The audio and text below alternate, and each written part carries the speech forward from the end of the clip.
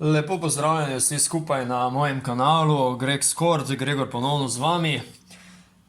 Začelo se je eno obdobje, ki smo ga nestrpno pričakovali, vse od takrat, ko se je končalo za Dallas Mavericks v ligi NBA, mogoče smo nekateri že malo prej čakali obdobje, ki se pričenja v bistvu danes, da tako rečem, s prihodom Luke Dončića na trening slovenske reprezentance in zdaj se dejansko v polni meri, čeprav še manjka nekaj igralcev, začenja igra, začenjajo treningi, začenja vse skupaj zares za kvalifikacijski turnir za olimpijske igre.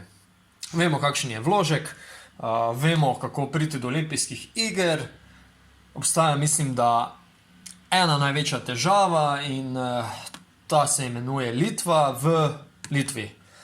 Z vsem dolžnim spoštovanjem do ostalih reprezentanc, ki se bojujejo za edino prosto mesto na tem turnirju za olimpijske igre.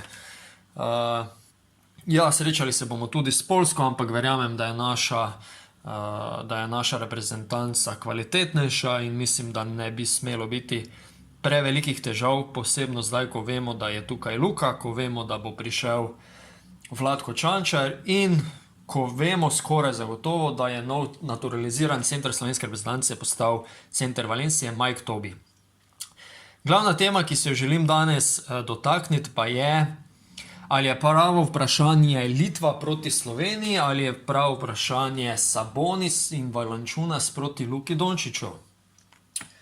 Ne vem, vi povejte meni, jaz lahko povem svoje mnenje in to je, da je glavna tekma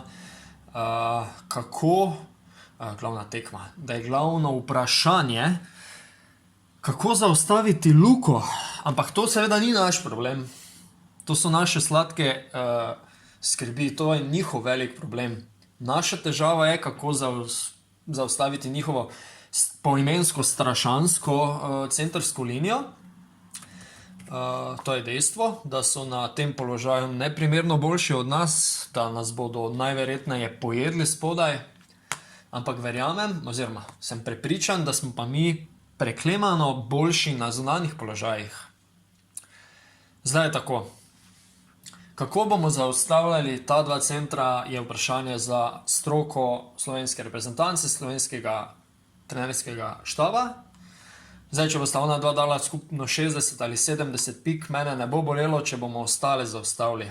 70 točk proti slovenske reprezentanci v polni postavi ne bo dovolj.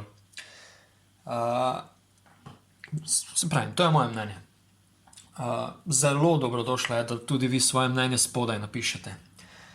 Meni je bolj važno, da ne vidim človeka, ki bo na drugi strani zaustavil Luko Dončića. Zdaj, to sem jaz prvič povedal na glas lansko leto, pa se mi je marsikdo smejal. Ni problema, vsak ima svoje mnenje. Lani v bublu, NBA bublu, so LA Clippersi imeli hudičevo velike probleme, kako zaustaviti Luko in vprašanje je, kaj bi bilo, če se ne bi Kristaps poškodoval, če ne bi Luka ene tekme z čisto sferderbanim gležnom odigral, vprašanje, kaj bi bilo. Letos smo pa itak videli totalno demonstracijo neverjetne moči Luke Dončića v košarkarskem smislu in kaj pomeni en posameznik v trenutni košarki očitno. Dejstvo je, da se ga ni zmogel sam, da so Dallas Mavericksi še vedno izpadli, je pa neizpodbitno dejstvo tudi to, da so na drugi strani stali neki obrambni igralci, ki so vrh vrhova, branilcev, kar se košarke svetovne tiče. Kawhi Leonard, Paul George ima 5-6, da ne naštevam vseh imen branilcev, se je izmenjevalo na Luki in hudičeve težave so imeli pri branjenju. Takoj, ko je šlo do nekega podvajanja, je šla žoga na stran, je Hardaway, Dorian Finney-Smith zadeli trojko, ne vem. Ostale so rešitve. Če niso podvajali, je Luka dal 46 pik, se smo videli. Ja, kaj bo pa Slovenija naredila? Luka ne bo mogel sam, njega bodo podvajali, kdo bo pa pol zadev trojko? Kdo bo zadev trojko? Prepelićevo zadevko je 40% meče, kdo jo bo zadev? Blažičevo zadevko meče 35%, kdo bo zadev? Murić, ki zadane 34-35%. Da o enemu glasu ne govorim, če se bo zraven znajdo, pa če bo imel taka jajca, kot jih ima, ker vemo, da jih ima. Da ne govorimo, da je nov naturaliziran košar, ki sem ga prej omenil, pač Tobi zna metati za 3 z enim grozno naštimanim šutom, ampak zna, zadane. Jaz resnično menim, da imajo oni večje težave, kot jih bomo imeli mi. Tako da ja, to je pač moja napoved. Finale Litva-Slovenija, sredi Litve, zmaga Slovenije. Za 30 točk ali za eno samo točko mi je popolnoma vseeno, samo da je zmaga. To je moja napoved, da bo. Če ne bo, se bom posul s pepelom, ni problema. Saj mislim, da smo čisto vsi enaki, da si želimo zmage. Tako da to je to. Hvala za spremljanje. Dajte napisati spodaj kakšen komentar, kaj menite vi o temu.